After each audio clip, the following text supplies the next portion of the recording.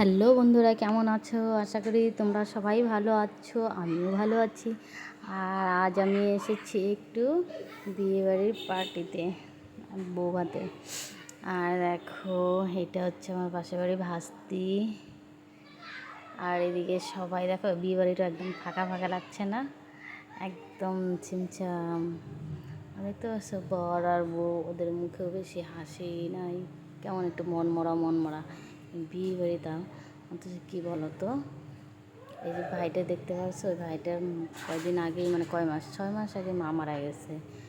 দেখছি ওদের বছর কিটা আগেই উঠাই দিয়েছিল তো, কারণ বাবাও মারা গেছে, মানে 1 বছরে 2 বছর হলো বাবা মারা গেছে।